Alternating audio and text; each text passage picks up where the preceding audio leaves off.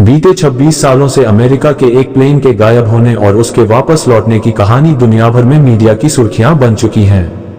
कहानी कुछ यूं है कि 1955 में पैन अमेरिका का एक प्लेन फ्लाइट नंबर 914 उड़ान के दौरान अचानक गायब हो गया। लेकिन वह प्लेन ठीक 37 साल बाद 1992 में लैटिन अमेरिकी देश वेनेजुएला की राजधानी काराकास के एयरपोर्ट पर लैंड करता है। मीडिया रिपोर्ट्स में बताया जाता है कि 2 जुलाई 1955 को फ्लाइट 914 ने अमेरिका के न्यूयॉर्क से मियामी के लिए उड़ान भरा था, जिसमें कुल 57 यात्री और 6 क्रू मेंबर्स थे। लेकिन सबसे हैरान करने वाली बात यह है कि न्यूयॉर्क से उड़ान भरे के बाद और मियामी पहुंचने से पहले ये जहाज आसमान में ही लापता हो गया। अमेरिका ने उस दौरान इस जहाज को खोजने की बहुत कोशिश की, लेकिन उसके बारे में कोई जानकारी नहीं मिल पाई। 1955 में पैन अमेरिका का जो प्लेन फ्लाइट नंबर 914 उड़ान के दौरान अचानक गायब हो गया। वह प्लेन ठीक 37 साल बाद 1992 में लैटिन अमेरिकी देश वेनेजुएला की राजधानी काराकास के एयरपोर्ट पर लैंड करता है। लेकिन हाल ही में कई फेक खबरों का सच जानने वाली न्यूज साइट्स ने इस पूरी कहानी पर से पर्दा उठाया है। उन्होंने बताया कि पैन अमेरिका का इस नंबर का कोई प्लेन नहीं था और न ही ऐसे प्लेन ने उस दिन उड़ान भरी थी। ये पूरा कारनामा 1992 में अमेरिका के किसी लोकल न्यूज़पेपर की कारगुजारी थी, जिसने ये फेक खबर पब्लिश की और आज तक लोग इसकी वजह से धोखा खा रहे हैं। क्या थी प्लेन की पहेली? 21 मई 1992 में अमेरिका के एक लोकल न्यूज़पेपर प्लेन के गायब होने और वापस आने की खबर पब्लिश करता है। यहीं से इसकी शुरुआत होती है। हेडलाइन थी प्लेन की पहेली।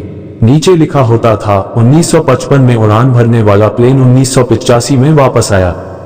खबर आग की तरह फैलती है। लोग इस पर भरोसा करने लगते हैं।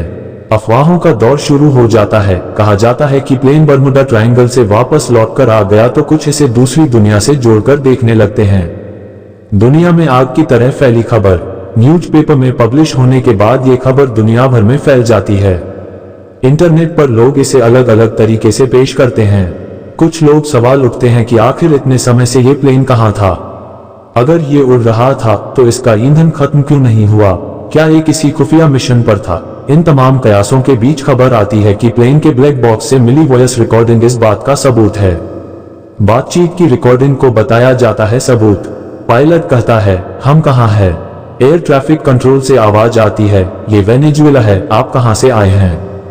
पायलट जवाब देता है, हम न्यूयॉर्क से आए हैं और ये फ्लाइट नंबर 914 है, मियामी फ्लोरिडा के लिए। कंट्रोल पैनल से आवाज आती है, तुम इतनी बड़ी गलती कैसे कर सकते हो? तुम 2000 किलोमीटर गलत कैसे आ गए?